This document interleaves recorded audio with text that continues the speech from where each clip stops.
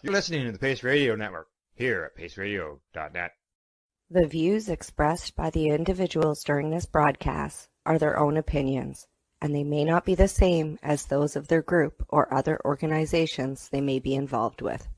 All medical advice during our broadcast is not a medical opinion and should be checked with your medical physician.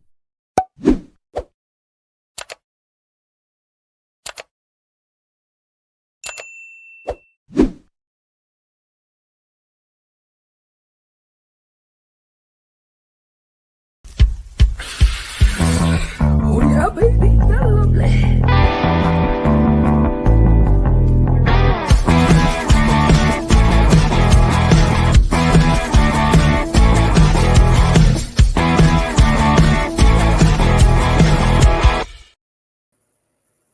Good morning, it's January the 13th, and welcome to Psychedelics Cannabis Educational News, your cannabis and psychedelic news source, found here at paceradio.net and the 420 Pace. Good day, Rev Sydney. How you doing? Good day, Al. How are you? Oh, I'm doing all right. I'm just sitting here looking out the window, and for our morning eyewitness weather, I see some snow flurries. They're coming your way.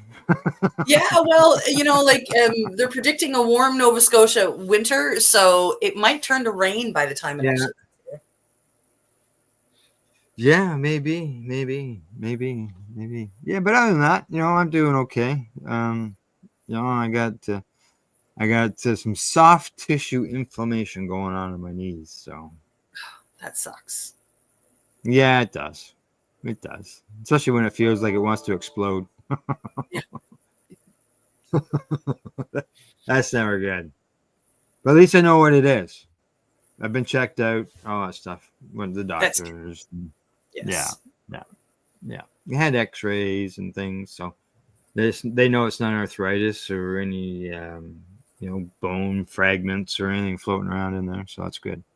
That's good. Yeah. All right. Well, enough for news for me. What's new on your end before we get into the news? I started putting some pictures up, which is really awesome. I don't have just plain white walls anymore. And the one that's right behind your head is? Yes, this is not this one, but this one is my diploma from the course, the year-long course I took. Yeah. And that's why you got psychedelic medicine facilitator listed underneath your name. That's right. That's right. All right. Okie dokie. What do you say? We get into the news. Might as well, right? All right. Here we go. First story of the day. Coming to us from Barrie today. Growing list of travelers charged with trying to smuggle cannabis via Pearson. Where are they going? There you go. Little tray there with some cannabis in the picture. Several arrests at Pearson Airport, which is in Toronto, over the past 6 months have prompted the RCMP and Canada Border Services Agency to remind travelers that it is illegal to bring any amount of cannabis on an international flight. In the case of travelers being busted at Pearson, the amounts of cannabis people are attempting to smuggle are worth tens of thousands of dollars, and the penalties are serious, the police say. Although cannabis is decriminalized in Canada, I don't know if we call it decriminalized, but it is still illegal to carry any amount of cannabis on international flights and amounts exceeding personal use on domestic flights. And this is from Inspector John McMath, who is the officer in charge with the RCMP Toronto Airport Detachment. If a passenger chooses to smuggle cannabis, they will be arrested and charged with serious criminal drug smuggling charges, McMath says. Yeah, as we saw just in other countries, some people get life sentences. But it was the nice part about that second last paragraph you read there, was the fact that it says, basically it tells you can fly domestically with your cannabis as long as it doesn't exceed the amount allowed, 30 grams here in Canada. Unless you have your prescription, and you are then allowed to carry a month's worth of medicine. That's right. As long as you have your prescription on you. Well, you should have your prescription on you. Correct. Yeah. Now, the RCMP say that on November the 14th, 2 separate travelers arrived at Pearson with a scheduled departure flight to London. Outbound package examinations uncovered cases of cannabis concealed inside their luggage, totaling about 45 kilograms, with an estimated street value of $175,000, the RCMP allege. Yeah, officials seized the cannabis and arrested the travelers. One was a 40-year-old woman, and she has been charged with being in possession of 21.95 kilograms of cannabis. 32-year-old woman has also been charged with transporting 22.5 kilograms, according to the RCMP in a news release. They each face charges of export contrary to the Cannabis Act. Yeah, both accused were released and were expected to appear at the Grenville and Williams Davis Courthouse in Brampton coming up in February. Now, And then, stop you there just for a second. I believe in the other story that we were looking at to cover that part of it. I believe the only difference was that maybe there was a connection between these two ladies. yeah, they were working together, maybe. Yes. Yeah, so one was carrying 21.95, the other one was carrying 22, basically each carrying 22 kilograms of cannabis product. Yeah, and both of them heading towards London. So yeah. Yep. Okay, go ahead. Where were we? On October 26th, a Canadian destined for the Netherlands was found to have 45 kilograms of cannabis in their bag, valued at $180,000, according to an RCMP news release. And a 20-year-old was charged under the Cannabis Act with possession for the purpose of export. The accused was released with a scheduled court date. On October the 25th, a Canadian passenger bound for Germany who underwent a baggage examination was found to have 45 kilograms of cannabis concealed inside her luggage, valued at $180,000, the RCMP said. A 21-year-old woman was charged with possession for the purpose of export under the Cannabis Act. She was released on an undertaking with a scheduled court appearance. And on October 23rd, an outbound baggage examination found 62 kilograms of concealed cannabis, valued at $248,000 for a traveler heading to London. In that case, a 26-year-old woman was charged with export contrary to the Cannabis Act. She was scheduled for a court appearance last month. The estimated value of everything was approximately $248,000, and the penalties for cannabis importation in the UK are up to 14 years in prison, the RCMP noted. On July 25th, the CBSA stopped a 36-year-old Canadian woman after she was found with 23.25 kilograms of cannabis concealed in her luggage. 3 days later, the CBSA stopped a 53-year-old Canadian man after 8.8 kilograms of cannabis was found concealed inside his luggage. Both were charged with possession for the purpose of export contrary to the Cannabis Act, according to the RCMP news release, and were scheduled to appear in court. All of the accused are considered innocent until proven guilty. The discovery of travelers arriving at Canadian international airports attempting to hide cannabis continues to be an issue with serious and possible lifelong consequences for those travelers. And this again comes from McMath of the RCMP. McMath also had a message for people who believe they have been targeted by a criminal organization to transport cannabis. Report the incident to your local police, he says. Don't carry luggage for others. Awareness is your best defense. Be suspicious of any offer that sounds too good to be true, as you will be held responsible, and that dream vacation could end up turning into a trip to prison. Yeah. It will. And as you know, one Canadian fellow found out, life in jail. Yeah. Right. So. Yeah.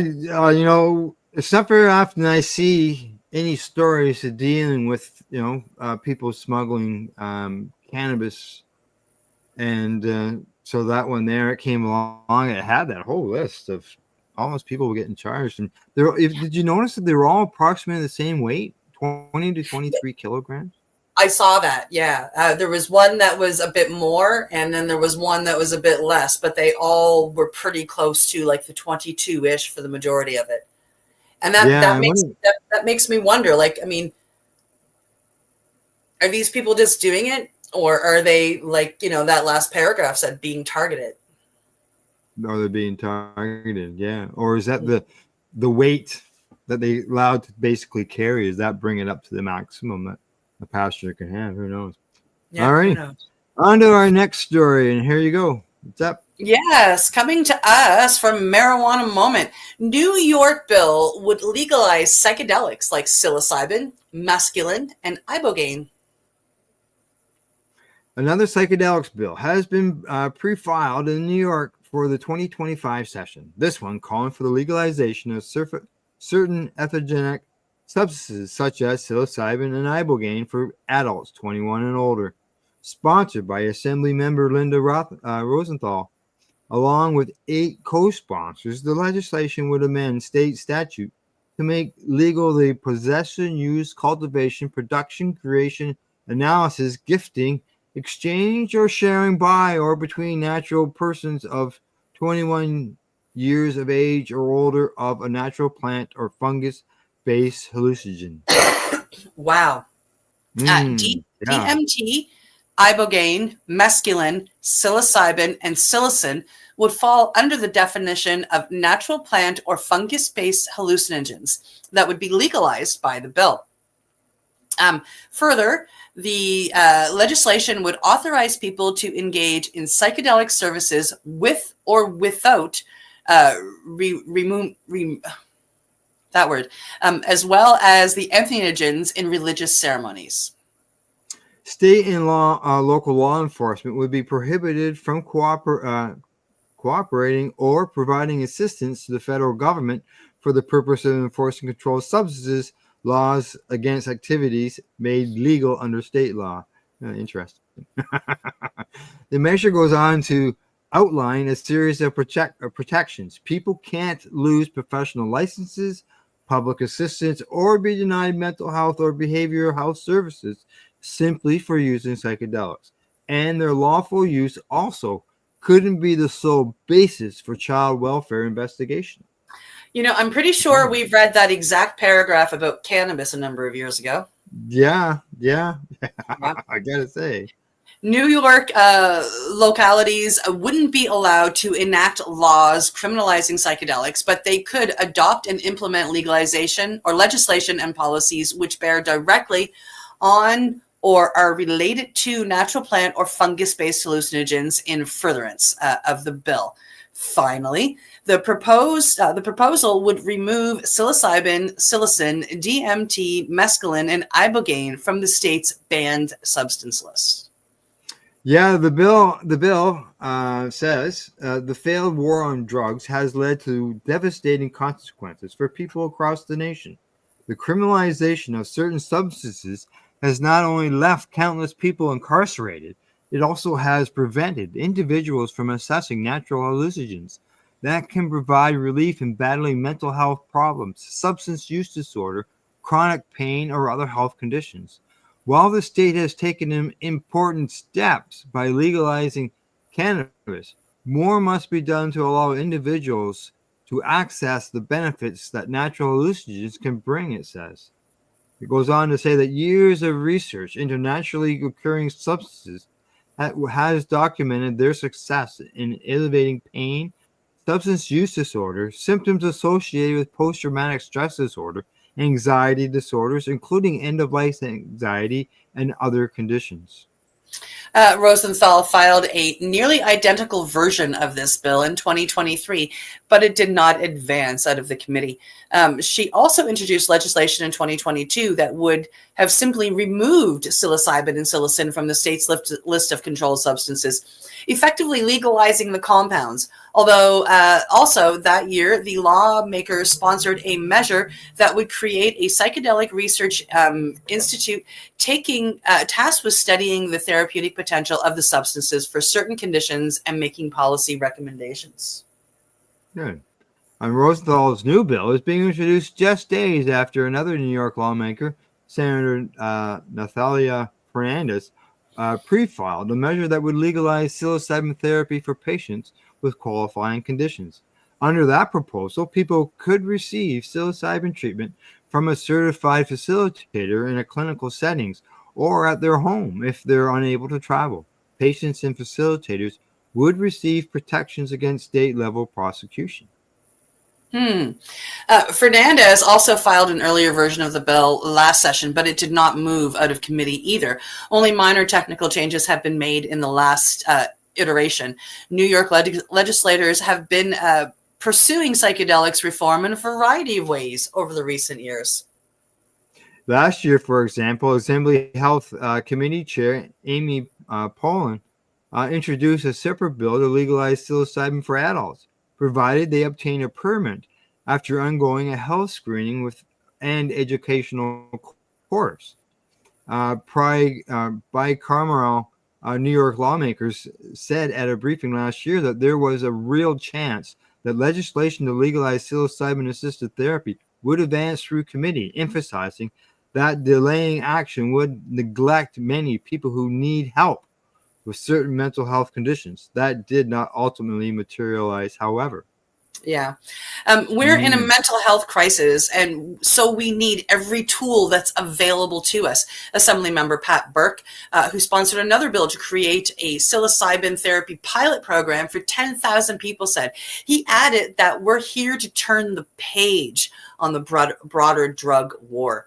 Meanwhile, New York officials recently announced that the state's legal cannabis market has now surpassed the $1 billion sales mark. $1 billion. They didn't legalize very long ago. Governor Kathy Hochul called the milestone a testament to the hard work of those who helped build the strongest cannabis industry in the nation, one that prioritizes equity, ensures public safety, and empowers communities. Yeah, I had to shut the story down. It just went jittery, jumpy all over the place, unfortunately. Okay. Yeah. We got the main part of it anyway. I'd say so. Just so you know, we got a message in. Hi, Kim. How you doing? How's the weather in Washington State? In the cannabis. In the cannabis. All right. Yeah. All right. I'll get the next story all lined up here. And here we go. Here we go. It is available. Coming to us from Ganjapur. Court says alerts by drug dogs trained on cannabis are no longer justify police searches. Wow. Places eliminate the smell. They can't use the smell. And now they can't even use the dogs. A Florida appeals court ruled this week that because drug detention canines utilized by police are incapable of distinguishing between illegal cannabis products and legal products like medical cannabis or hemp products, a drug-sniffing dog's alert to the presence of drugs is not enough to justify a vehicle search, according to the News Service of Florida. Yeah. The case covered a September 2020 traffic stop during which a Groveland police officer stopped a Lyft driver for speeding. The officer called in a canine drug detection dog named Polo, which signaled the presence of drugs in the car. Police searched the vehicle and found drugs including cannabis, cocaine, ecstasy, and methamphetamine, the report said, leading to the arrest of the Lyft driver's passenger, Stephen Ford.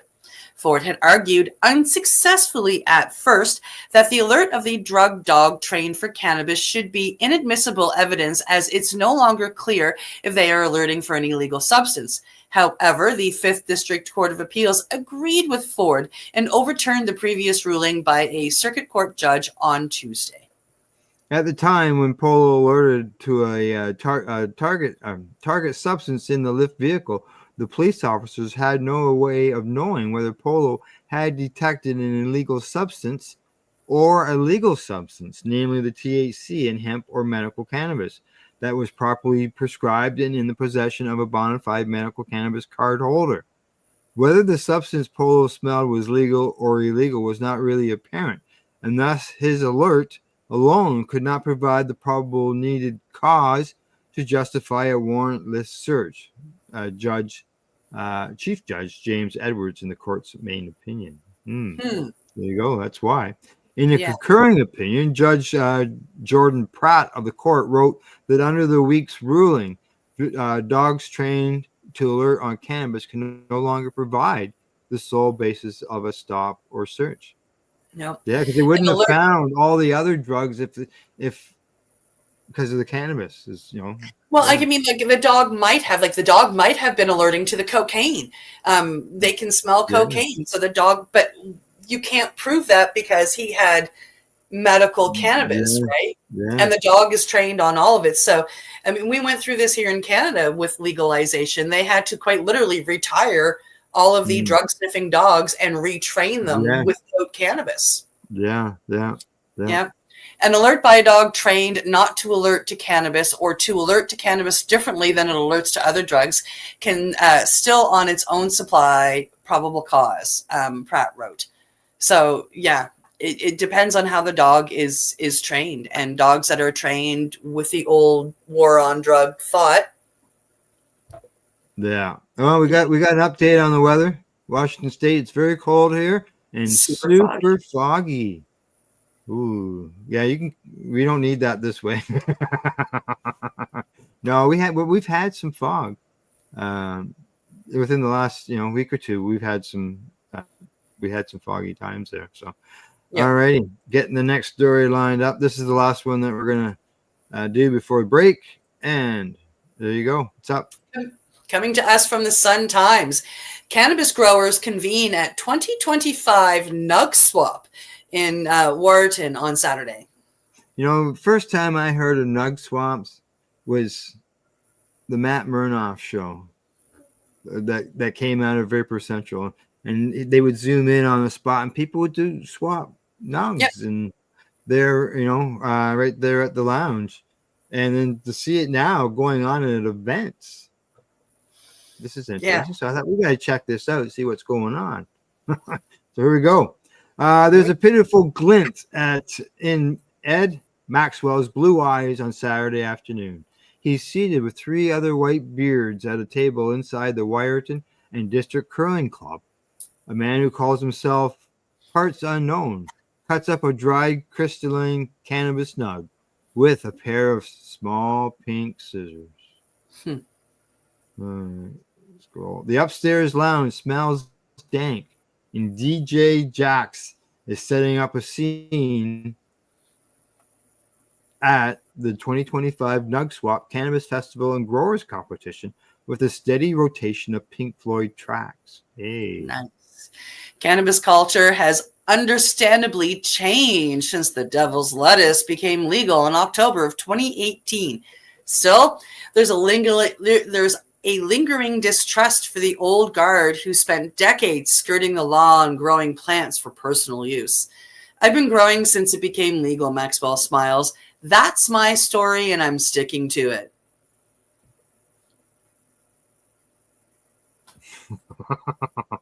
Ted Radcliffe wanted to normalize enjoying a spliff with friends when he created Wyerton's Bong Spiel 6 years ago. I remember that.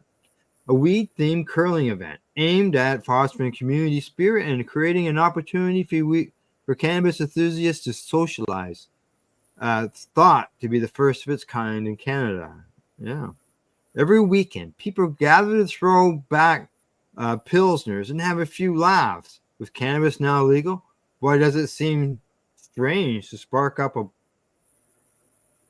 blunt outside of a curling club. The Nug Swap grew from that event as enthusiasts share their supply at the Bong Spiel. It became something of its own, Radcliffe said. We figured out the organizational structure last year, and we advertised, but it was mainly through word of mouth. The concept is simple enough, but the volunteers who run the rather complex operation do a lot of work to crown a local cannabis champion. For $40, growers can bring an ounce of their finest flower and enter the contest. The fee helps pay for a lab test to judge the quality and THC content of the bud, and a small portion goes to the curling club. Interesting. I think one of the coolest things about this event is that since legalization, this is a community event. The only person making money here is the curling club, and we're just trying to keep the lights on, Radford says. Yeah, all entrants get a sample pack of all of the other nugs submitted to the contest. Then they have a month to test, smoke, vape, and enjoy the different cannabis varieties before submitting their rankings. The finalists are named out of this peer judging period. We don't give any special instructions. It's whatever you enjoyed the best. Some people will judge on smell, appearance, taste, effect. It really depends on them. We don't want to micromanage. Just tell us what you think is the best, Ratcliffe said.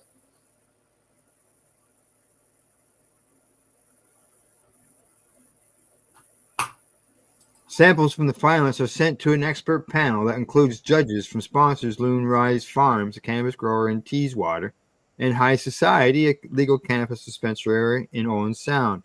From there, the scoring becomes formalized with the use of a cannabis sommelier grading card that judges the nugs based on bud integrity, trichome expression, trim, moisture, odor strength, flavor, complexity, smoothness, and endurance to flower, among other criteria.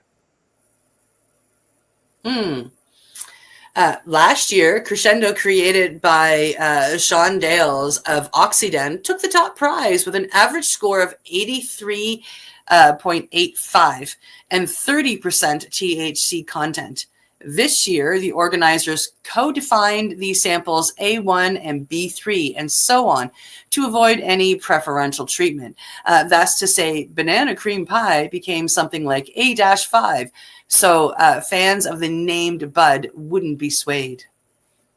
Yeah, exactly. It keeps it all blind, right? Now, the legalization and subsequent commercialization of cannabis hurt growing culture, Radford says. He says that it's actually been eroded because people are just opting for the convenience instead of growing their own. You'll notice we have an older demographic here with a lot of people who have been growing for ages and ages. Maxwell, quote unquote, parts unknown, Darren Skimper, and a man who preferred not to be named, said, while that's true, the quality of local cannabis has improved since the growers have been able to tend to their plants outdoors without fear of a rap sheet. 10 years ago, there was a lot of bad weed, Skipper said. We've come a long way, and we still have a long way to go.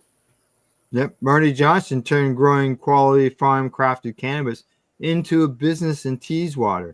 He and his brother Chris are the co-founders of Loon Rise Farms, a cannabis cultivator. He says that we have a family farm and we've been trying to figure out different crops to grow, and we thought, what the hell? There was a big learning curve. We ended up hiring great people. There were a lot of good growers in Bruce County, a lot of cash crops. You can just kind of grow them and leave them. This is more like vegetable farming. Vegetable farming, you have to make sure everything is watered and pest resistance is there. It's a lot more finicky. And you know, some people say that cannabis is a vegetable. Yep. Yeah, absolutely. Yeah. Johnson said it's also tricky growing for a new market of people who don't necessarily know what they're looking for as consumers. He said it's not like a wine novice who knows enough to grab a bottle of red while heading to a friend's house for a steak dinner. I don't think the market is that mature. I bought cannabis in university, and you say, here's $10, and they hand you something, but you have no idea what the heck it was. I think now people are trying to buy high THC, but it's still very new and still a little uncomfortable for them, he said. There's a lot of knowledge, and that still needs to happen. Yeah, as a producer, he says that they're constantly experimenting to improve their product. He says that we're always trying out new genetics, finding something different, trying out different strains. You don't know if you've got it until you finish harvesting, and we only get one chance a year to figure it out. Yeah, exactly. Unless you're growing inside. So they're growing outside, obviously. Yeah. Because it's a farm, right? Makes sense. Yeah. Yep. Yeah, the day is likely nearing when bringing a package of pre-rolls to a barbecue becomes just... What's that? Yeah. What was that? You still there? I'm still here. I was going to say, why don't we just shut this story down? Oh, yeah. I'm just going to shut that story down. It's jumping crazy. Yeah. And it's about an hour. But I think we got the gist of it. What I found, instead of being a nug swap, it seemed to be a nug. Yes, more like a Judging. competition. Yeah. More, yeah. A judging competition versus swapping of cannabis buds. Yeah. So, but yeah, it's good though. Still, even though it's a judging thing and not a swapping thing, it's still good to see it going on someplace. It starts one place and it can spread to somewhere else, right? That's right. Why not a local fair or something like that? That'd be a handy thing to do. That'd be fun. I'd go to that fair. Yeah. All right. Well, it's time for people to hear from our sponsors and for us to take a break. You're watching Psychedelics Cannabis Education and News. We're live here at PACEradio.net and the 420 PACE. You're listening to the PACE Radio Network here at PACEradio.net. Campbellford Lifestyle Shop. Open Monday to Friday from 10 till 7 p.m. or by chance. Check out our flags, our t-shirts, plus our hats.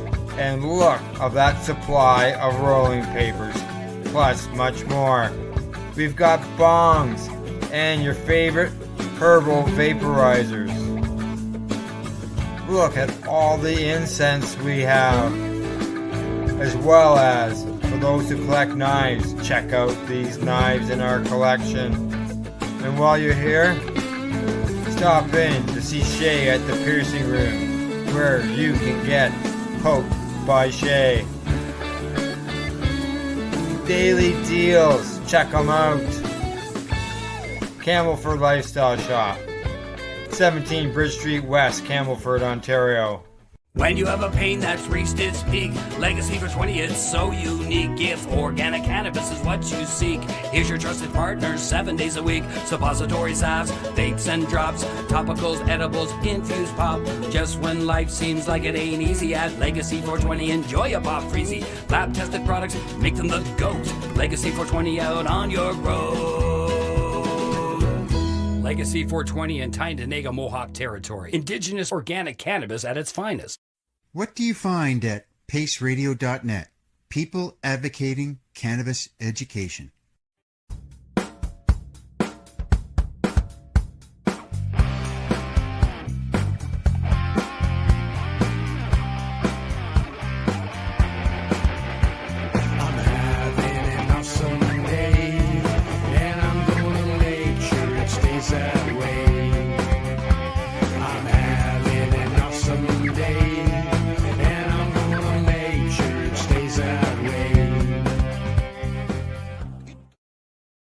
Limestone City Hydroponics is Kingston, Ontario's hydroponics shop. Take your growing to the next level and create the optimal environment with a tent kit, or maximize your yield with an ebb and flow flood table kit. Either way, Limestone City Hydroponics has more sizes and options to fit your needs. Are you looking for the power of the sun that adapts to your budget? Then look no further, as they have professional grow lighting. They have indoor grow systems that are easy and cost effective, with many options to fit your living space and lifestyle. Cultivate your growing potential. We have everything you need to succeed. And if you can't make it to the store, they offer local delivery to the greater Kingston area. Remember, when you're looking for experts to help you grow, then look no further than the locally owned Limestone City Hydroponics, 105 Sunderland Drive in Kingston, Ontario. Call them at 613-548-0420.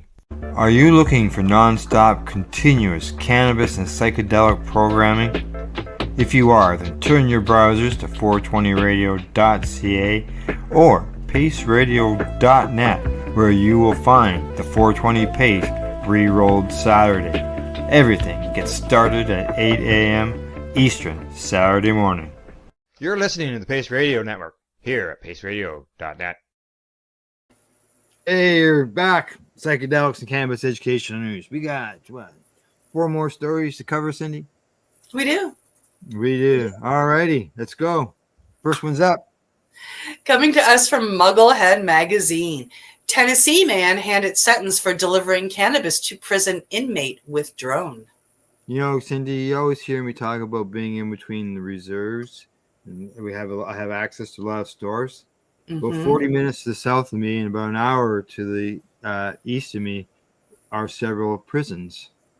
So I thought this would be interesting, finding out about how they're delivering cannabis to jails with the drone. You do it without getting caught, though, right? Yeah, exactly. All right, here we go. A man has been sentenced to 2 months in prison for using a drone to deliver 195 grams of cannabis to an inmate at a Mississippi jail in late 2021. 50-year-old Mark Anderson pleaded guilty to using an unmanned aerial vehicle to drop a cannabis package to his incarcerated buddy on September the 26th. He must have thought it was a good idea at the time. Yeah. The U.S. Attorney's Office says he will be placed on supervised release for 3 years after serving his brief stint in the slammer for the relatively minor offense. He sent the drone over the fence at the Federal Correctional Complex in Yazoo City. Drone delivery has become increasingly popular in the United States. Faster deliveries and reduced resilience on gas-powered vehicles are favorable aspects for this shipping method. Yeah, it says that certain major companies like Amazon and United Parcel Services have obtained approval from the Federal Aviation Administration for using UAVs to transport goods to customers. And in 2019, someone flew a drone over the Ohio prison and dropped a small shipment of cannabis and a cell phone. Footage shows an inmate playing cornhole in the jail's courtyard as a dark package falls from the sky. The incident occurred at the Cuyahoga Country Jail in the state city of you give me all the good words. Uslid. It just works that way, right? A few years earlier, in 2015, a fight broke out at another Ohio prison when a UAV dropped a parcel of heroin, cannabis, and tobacco into the yard. Prison guards had to break out the pepper spray to put an end to the 9-man brawl. Delivering goods into prisons with drones has been gaining popularity elsewhere, too. Oh, in Canada last month, a $405,000 Canadian dollar package of meth, cannabis, MDMA was discovered in a New Brunswick jail, was determined to have been dropped by a drone. And in England and Wales, 1,296 drone incidents were reported at prisons during a 10-month period ending last October. Wow, 1,300. There we go. Yeah. Well. Wow. So I just came off. We all just came off Christmas, and one of my grandchildren's favorite Christmas movies is The Santa Claus. Tim Allen becomes Santa. Blah blah blah.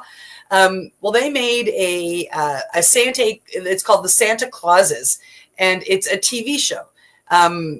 In over a couple of years, they released a couple of different, seasons.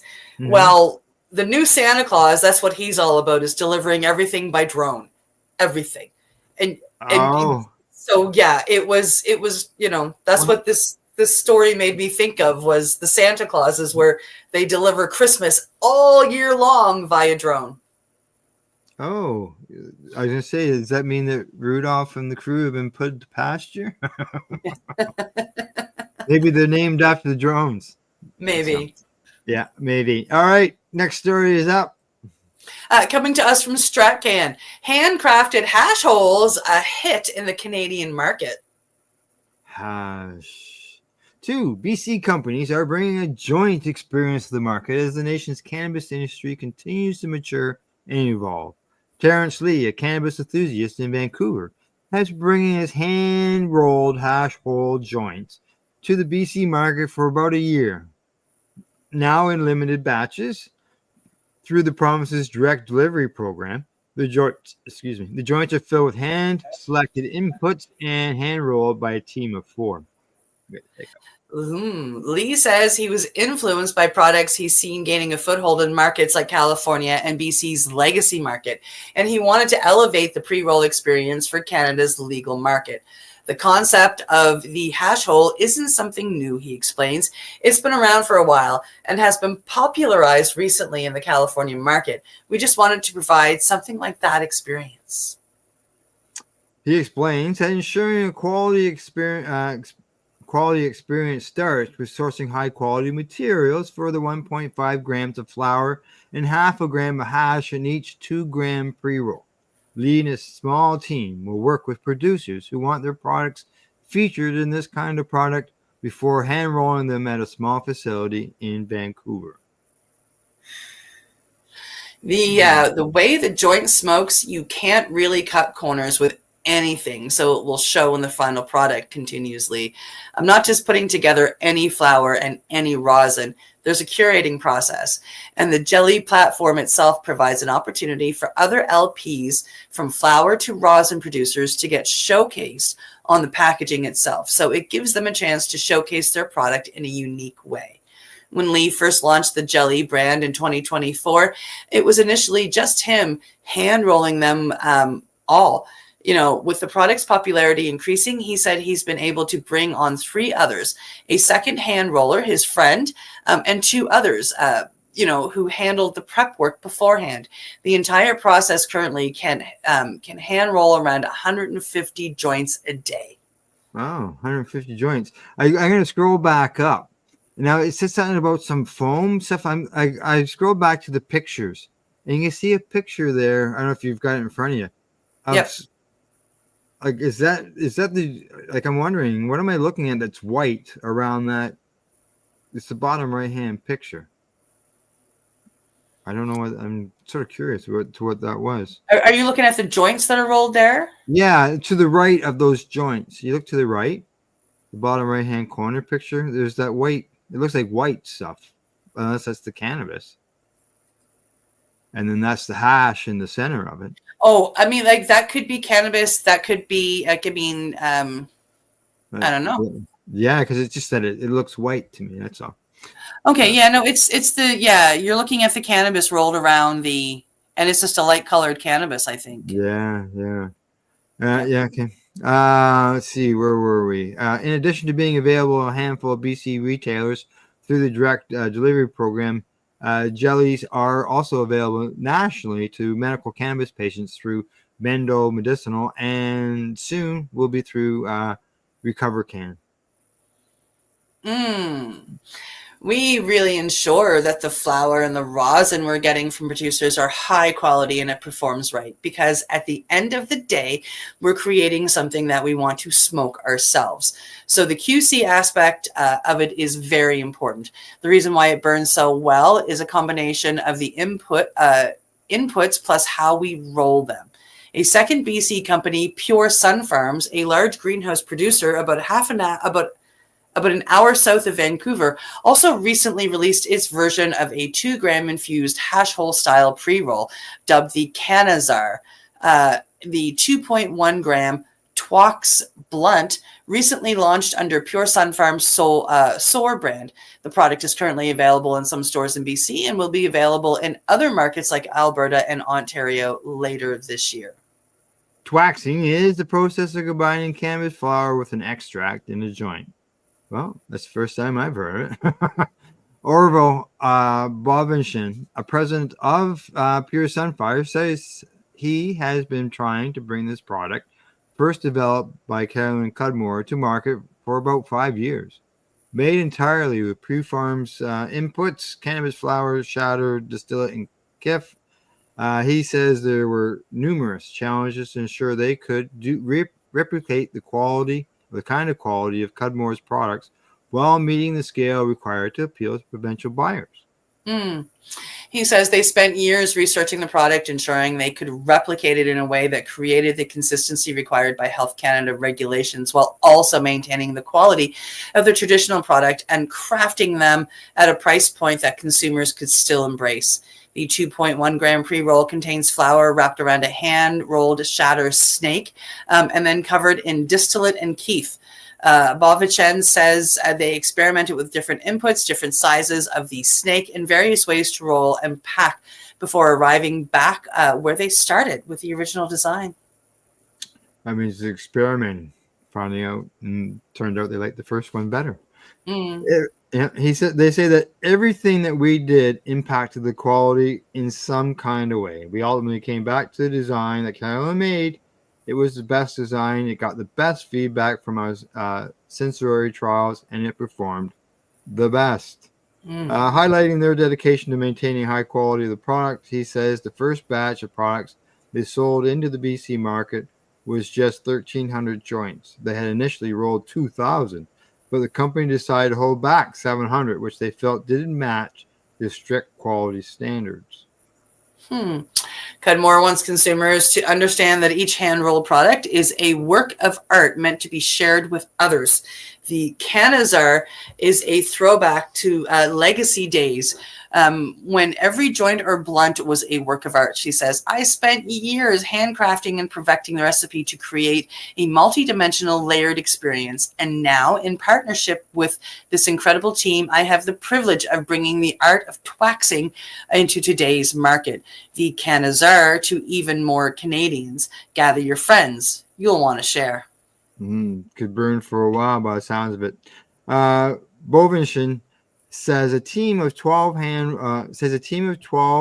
roll the Canazars at the Pure Sunflower facilities, with each one taking about 5 or 10 minutes.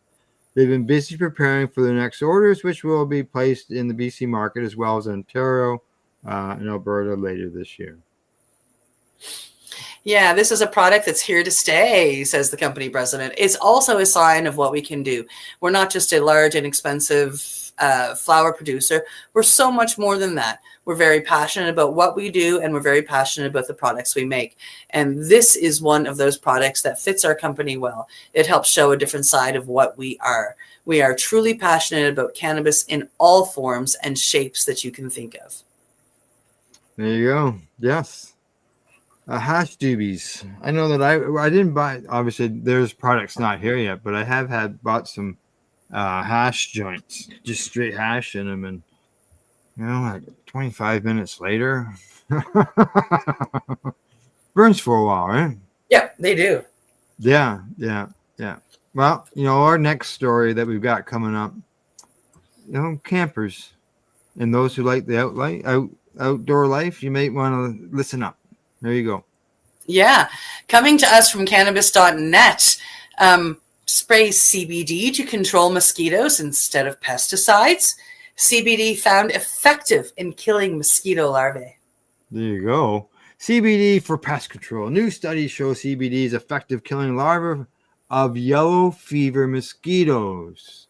Yeah, if you know what these words mean, you will know how much fear these words can excite. All of these words are the names of mosquito-borne diseases that are so dangerous they could be fatal without early treatment and diagnosis. And just so you know, those names are dengue, and the next word I can't even pronounce, chikungunya, Zika virus, yellow fever, West Nile disease. We can pronounce that one. Yep. They say they can be transmitted by the yellow fever mosquito, also known as, I'm going to say that's their Greek name. Yeah. Yellow fever mosquitoes can live in any tropical or subtropical, as well as some temperature climates near human residences.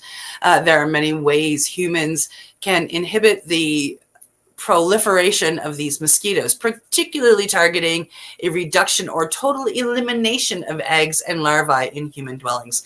However, it's just as important to wear insect repellent too. Unfortunately, we are yet to find a way to completely eliminate yellow fever mosquitoes, but this may be something that cannabis can help with too. Yep, you read that right. Weed. CBD is recently featured in a publication called Insects, documenting a study where hemp-derived CBD was found to be effective in killing yellow fever mosquito larvae. One of these two species studied was resistant to insecticides, yet the researchers found that using pulverized and air-dried hemp leaves could be used to create a potent methanol concentration. Methanol was eventually removed in order to make it easier to analyze, and it was then fed to mosquito larvae with its food. Then it was discovered that the solution could kill these insects within 48 hours. Eric Martinez Rodriguez, the study's lead author and an entomology graduate student, Total Ohio State news. Mosquitoes are one of the deadliest animals in the world, mainly because as adults, they serve as vectors of disease.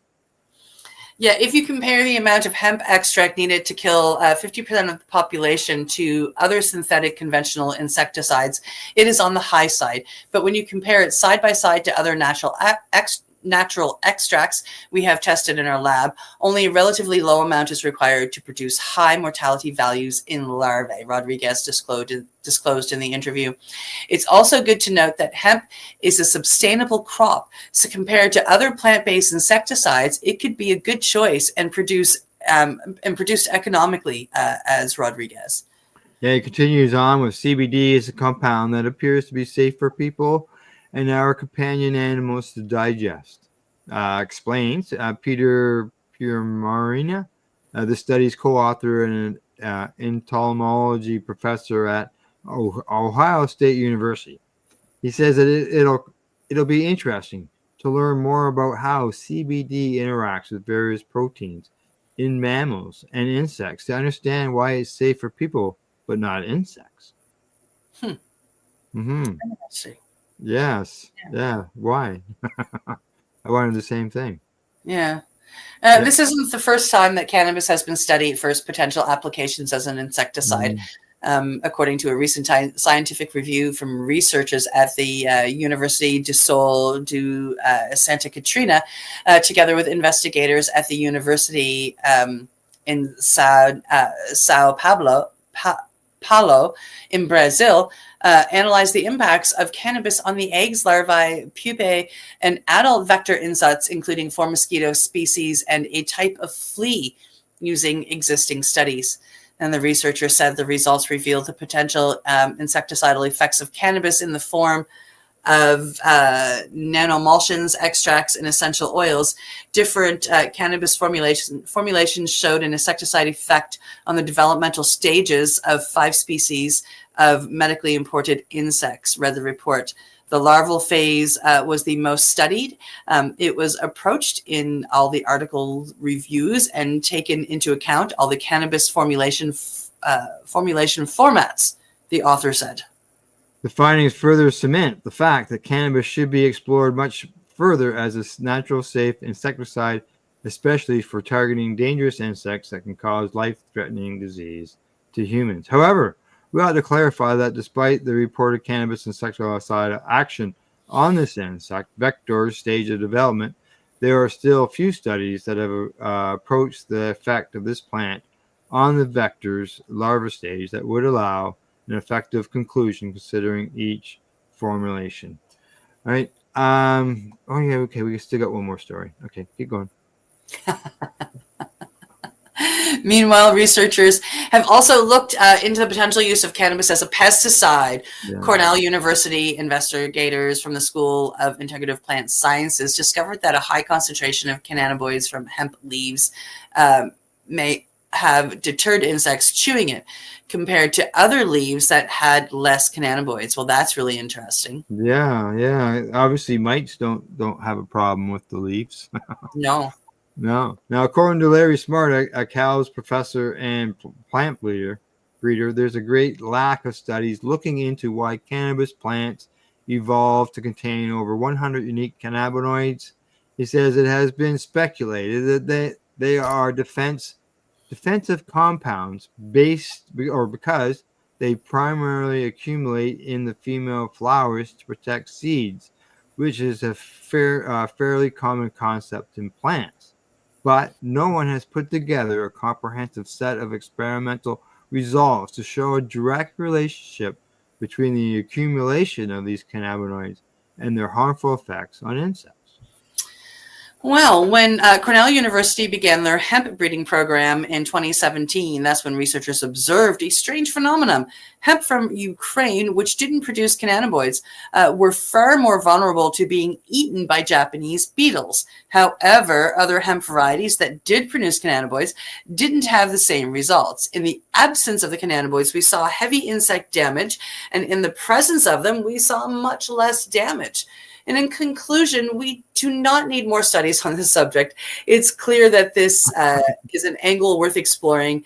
Cannabis and hemp in general have shown to be effective in killing pests, especially the larvae of mosquitoes that transmit potentially fatal diseases. Aside from being effective, cannabis is also a much more cost-effective and environmentally friendly solution. There you go. Well, that's pretty cool. Yeah, exactly. Cannabis coming to the rescue again.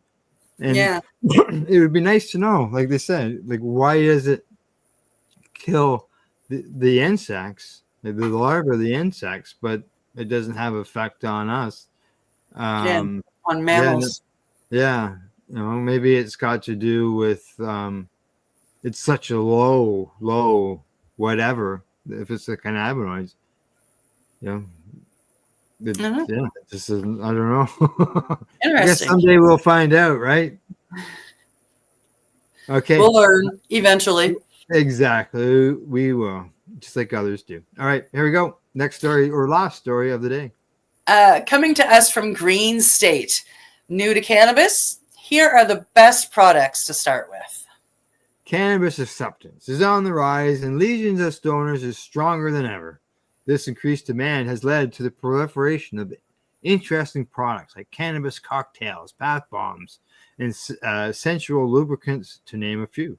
There was a time when picking up cannabis meant going to a neighborhood dealer's house and grabbing whatever they had. Now, new users might find themselves in decision paralysis as their first dispensary trip.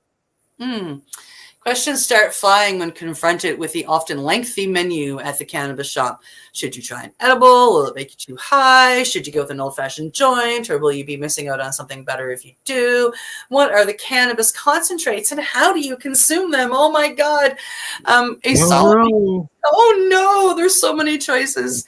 A solid beginner's guide to cannabis can provide answers to these questions before ever stepping foot in the dispensary. Some cannabis products are ideal for those who are new to the plant, and others may be considered expert only. Let's break down the basics of cannabis offerings meant for newcomers. Now, they say these are the best products for beginners. Pre-rolls. Because pre-rolls provide a classic smoking experience. With little experience, no need to buy the whole weed kit for grinding and rolling your own.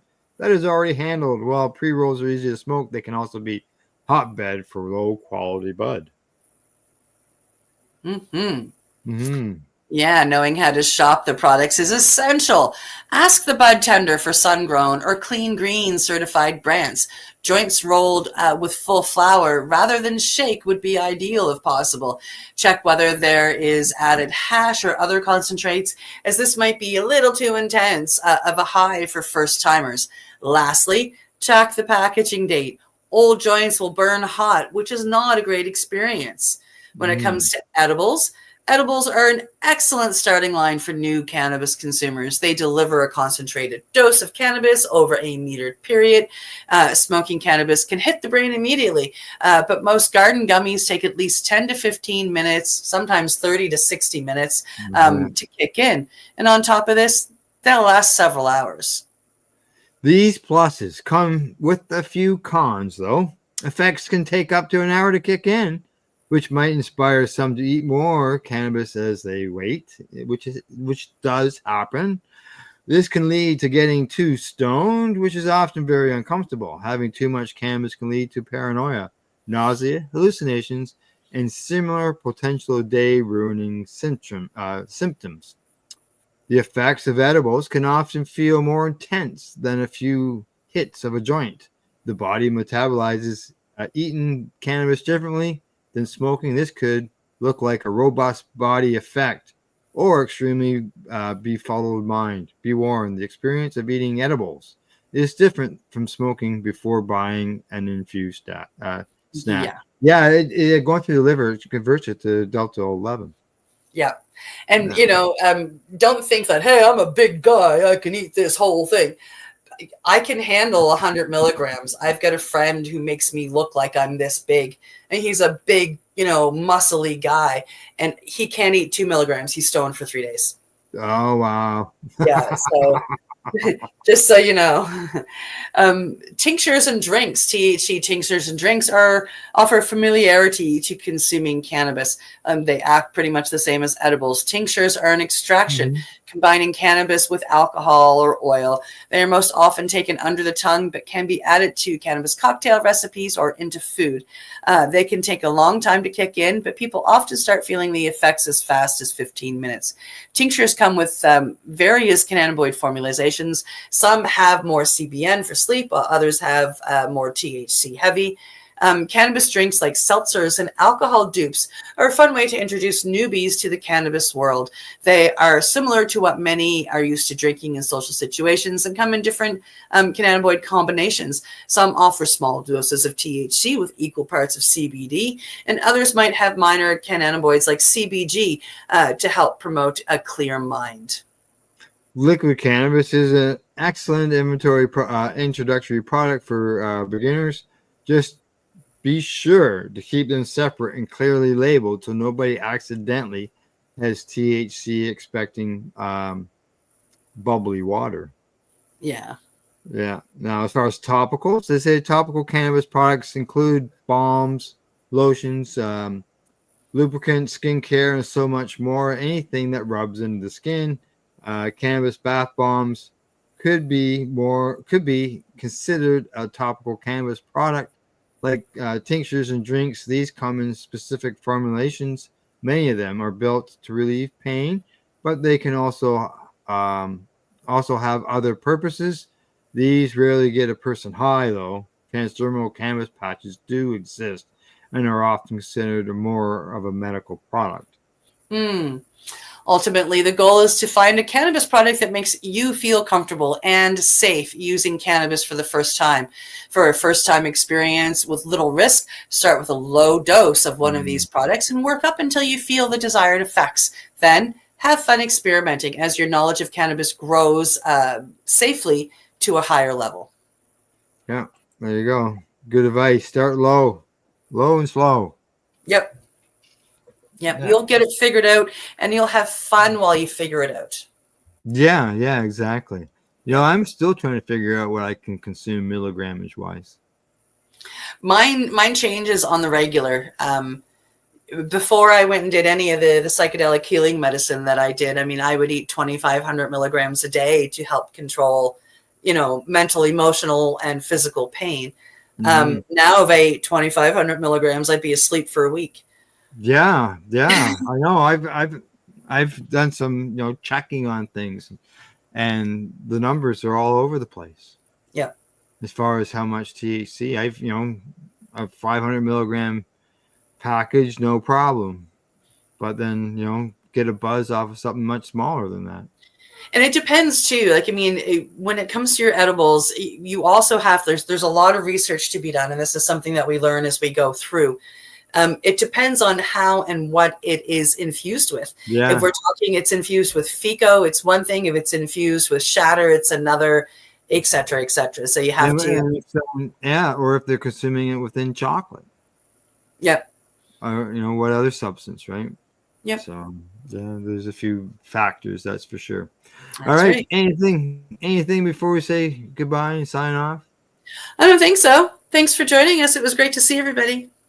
All right. Other than that, see everybody. See ya. Yes, sir. Yeah. I know what you mean. From the Legacy420.com news desk, that's the news for today. We hope you found it educational and informative. Thanks to Legacy420.com, the Campbellford Lifestyle Shop, At-Eze.ca, and Limestone Hydroponics.ca, and to our viewers. And don't forget to educate, medicate, and do not incarcerate. Bye-bye.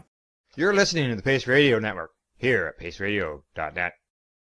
The opinions of the individuals during this broadcast are their own, and may not be the opinions of their group or other organizations they may be involved with. All medical advice during our broadcast is not a medical opinion and should be checked with your medical physician. When you have a pain that's reached its peak, Legacy for 20, it's so unique. If organic cannabis is what you seek, here's your trusted partner 7 days a week. Suppository salves, vapes and drops, topicals, edibles, infused pop. Just when life seems like it ain't easy, at Legacy 420, enjoy a pop freezy. Lab tested products, make them the GOAT.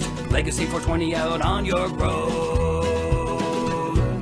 Legacy 420 in Tyndonega Mohawk territory. Indigenous organic cannabis at its finest.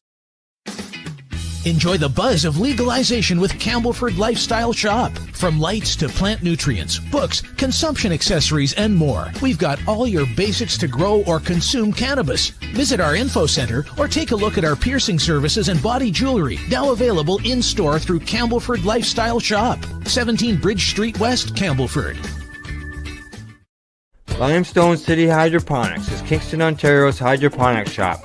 Take your growing to the next level and create the optimal environment with a tent kit, or maximize your yield with an ebb and flow flood table kit. Either way, Limestone City Hydroponics has more sizes and options to fit your needs.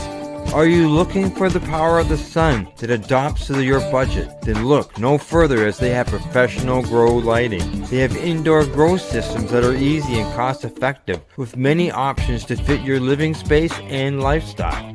Cultivate your growing potential. We have everything you need to succeed. And if you can't make it to the store, they offer local delivery to the greater Kingston area. Remember, when you're looking for experts to help you grow, then look no further than the locally owned Limestone City Hydroponics, 105 Sunderland Drive in Kingston, Ontario. Call them at 613-548-0420. We are people advocating cannabis education here at PACEradio.net.